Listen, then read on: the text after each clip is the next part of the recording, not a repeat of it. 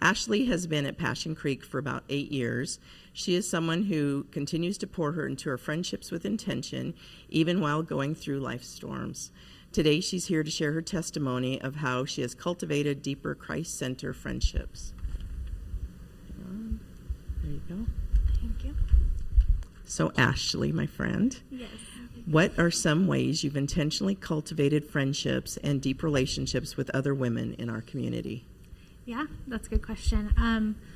One thing that I've done for years is several years ago, me and a few friends within the church decided to do a discipleship group. And that has looked very different over the years. Back whenever we were young and 20 and newly married, we were able to meet like every week or every other week. And we've had people kind of filter in and out.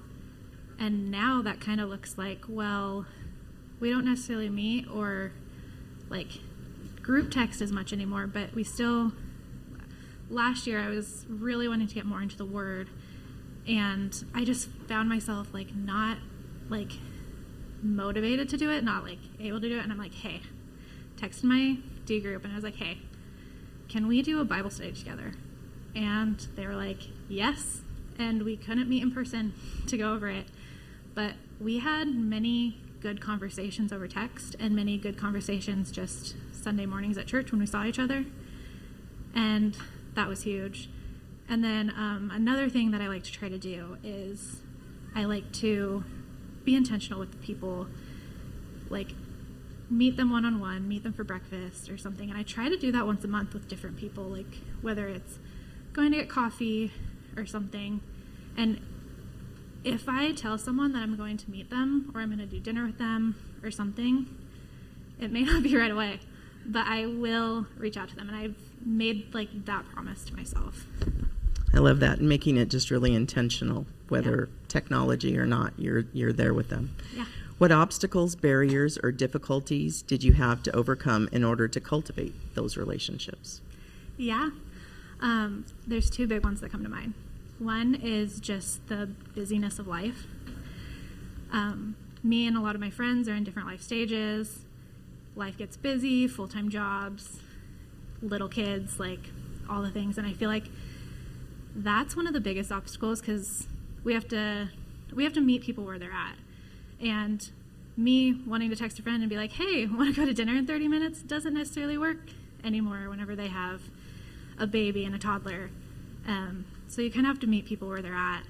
And another obstacle that has been for like me personally is my walk through infertility. I've had several friends. I'm not going to cry. I've had several friends that I've grown up with. I've watched them get married. I've watched them to become mothers.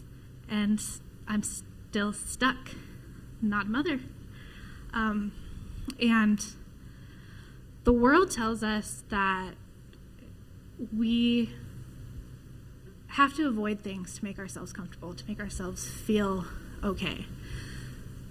Example of that, I've been a part of many infertility Facebook groups, and I hate them, and I've taken myself out of all of them. But one of the things that I see over and over and over again is I can't go to my best friend's baby shower. I can't do this, like it's too hard. And there's tons of comments of people encouraging them.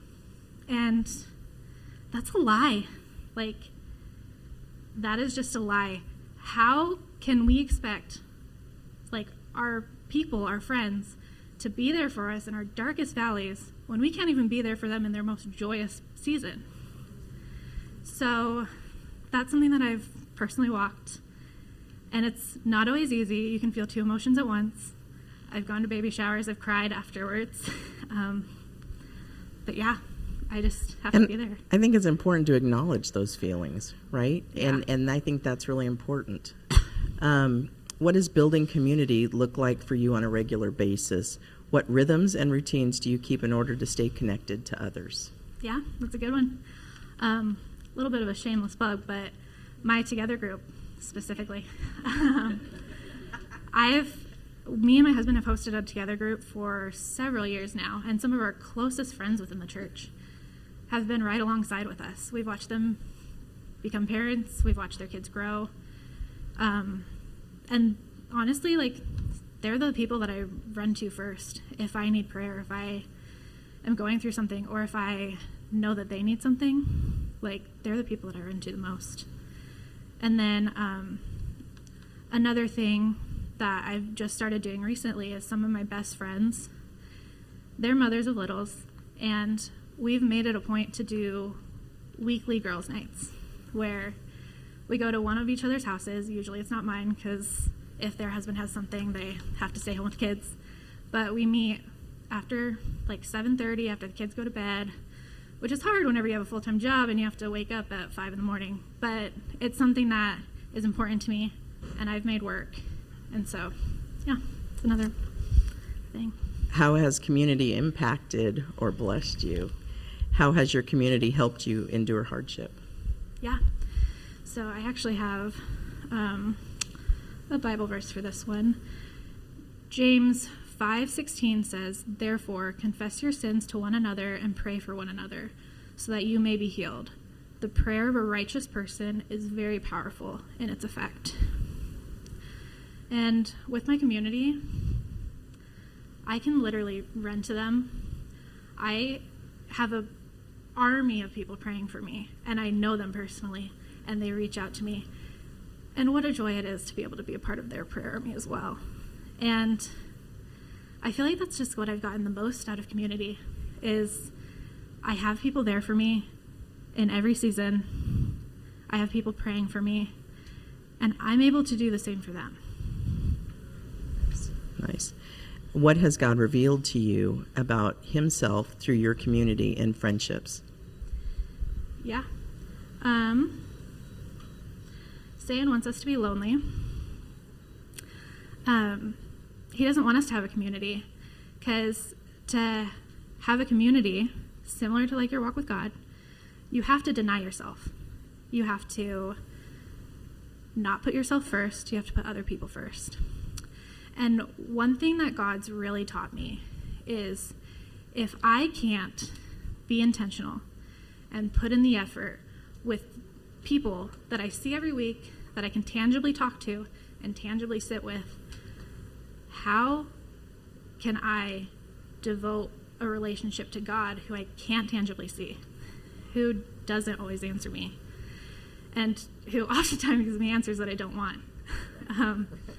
But shaping my community has immensely helped my relationship with God, because I tangibly have to deny myself. I tangibly have to go and support people even whenever I may be going through a hard thing. And if I can do that with these people, I can do that with God. That's beautiful. Thank you, Yeah. my friend. Thank you. Ashley.